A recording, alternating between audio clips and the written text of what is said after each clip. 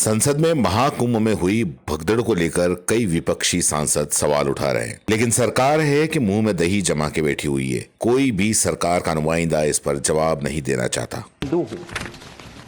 मैं मेरे कुल देवता की पूजा करता हूं, मेरी देवी मां की आराधना करता हूं, मोक्ष की प्राप्ति के लिए करता हूं। मैं मतों की राजनीति के लिए मेरे देवी देवता का उपयोग नहीं करता। संसद में कई सांसद ऐसे हैं जो सीएम योगी को लेकर जो भी बयान दे रहे हैं, उनको अगर सीएम योगी ने सुना होगा तो उनके पैरों तले जमीन खिसक गई होगी। पीठ पे वो पहले दंड मारते थे कि राज सत्ता पे बैठने से पहले याद रखना कि तुम्हारे ऊपर भी धर्म सत्ता है। दुख है इस बात का, आज भी कुछ ऐसे संत हैं जिसको देखते उसके चरणों में मस्तक झुक जाती है, पर सिर्फ भगवा पहन लेने से कोई साधु संत नहीं बन सकता है। ऐसे ही एक सांसद हैं, वो भी मोदी के गुजरात के सांसद शक्ति सिंह गोहिल।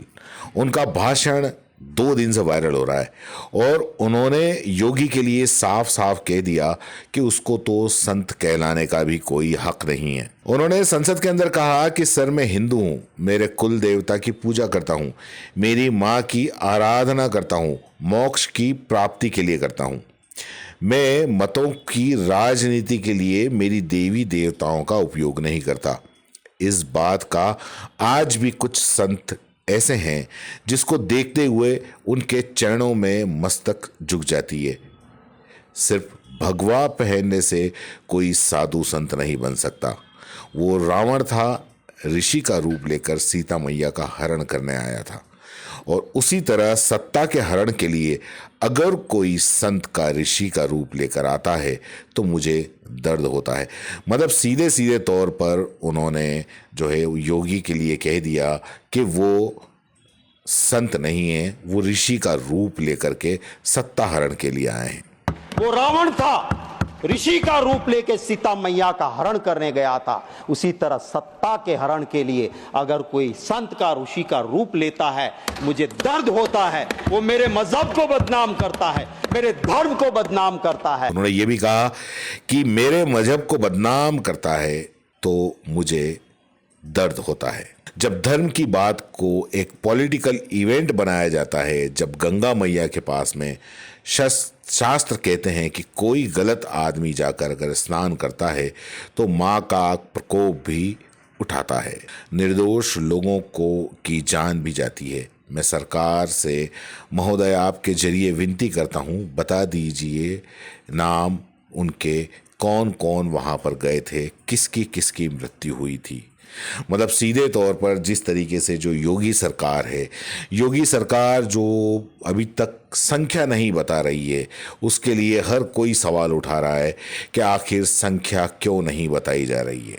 और जब मां गंगा के पास शास्त्र कहते हैं कोई गलत आदमी जाके स्नान करता है तो मां का प्रकोप भी उठता है और निर्दोष लोगों को जान भी जाती है। मैं सरकार से महोदय आपके जरिए विनती करता हूं, बता दीजिए नाम उनके, कौन कौन वहां पे गए थे, किसकी मृत्यु हुई है।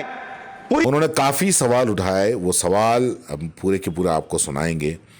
उन्होंने ये भी कहा कि मेरे मजहब में ऐसे धर्म गुरु हुआ करते थे कि राजा सत्ता पर बैठने वाले उस राजा को भी पीठ पर पहले दंड मारते थे कि राज सत्ता पर बैठने के बाद पहले याद रखना कि तुम्हारे ऊपर भी धर्म सत्ता है। और दुख इस बात का है कि आज भी कुछ संत ऐसे हैं जिसको देखते ही कुछ अजीब सी भावनाएं आती हैं।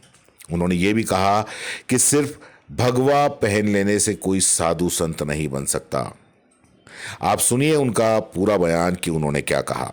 मैं हिंदू हूं, मैं मेरे कुल देवता की पूजा करता हूं, मेरी देवी मां की आराधना करता हूं, मोक्ष की प्राप्ति के लिए करता हूं। मैं मतों की राजनीति के लिए मेरे देवी देवता का उपयोग नहीं करता। मैं हिंदू हूं, मुझे फक्र है कि मेरे मजहब में ऐसे धर्म गुरु हुआ करते थे कि राजा सत्ता पे बैठने वाले उस राजा को भी पीठ पे वो पहले दंड मारते थे कि राज सत्ता पे बैठने से पहले याद रखना कि तुम्हारे ऊपर भी धर्म सत्ता है। दुख है इस बात का। आज भी कुछ ऐसे संत हैं जिसको देखते उसके चरणों में मस्तक झुक जाती है, पर सिर्फ भगवा पहन लेने से कोई साधु संत नहीं बन सकता है। वो रावण था, ऋषि का रूप लेके सीता मैया का हरण करने गया था। उसी तरह सत्ता के हरण के लिए अगर कोई संत का, ऋषि का रूप लेता है, मुझे दर्द होता है। वो मेरे मजहब को बदनाम करता है, मेरे धर्म को बदनाम करता है। ऐसे को साधु संत कहलाने का कोई अधिकार नहीं है। सर दर्द होता है महोदय, दर्द होता है कि जब धर्म की बात को एक पॉलिटिकल इवेंट बनाया जाता है। मेरा हिंदू धर्म वो है, वो एक गरीब के लिए भी कहता है कि मन चंगा कथरोट में गंगा। जाने की जरूरत नहीं, तू गरीब है भाई, तेरा मन साफ है तो तेरी कथरोट में भी मां गंगा है। और जब मां गंगा के पास, शास्त्र कहते हैं, कोई गलत आदमी जाके स्नान करता है तो मां का प्रकोप भी उठता है और निर्दोष लोगों को जान भी जाती है। मैं सरकार से महोदय आपके जरिए विनती करता हूं, बता दीजिए नाम उनके, कौन कौन वहां पे गए थे, किसकी मृत्यु हुई है। मैं पूरी कांग्रेस का पार्टी की ओर से श्रद्धा सुमन समर्पित करते हुए मांग करता हूं कि पूरी लिस्ट जारी की जाए। दुख हुआ उस वक्त जब मेरे बनासकांठा का एक गरीब परिवार का मालधारी का बेटा, कहीं से पता नहीं लग रहा था, वो गंगा स्नान के लिए कुंभ में गया था।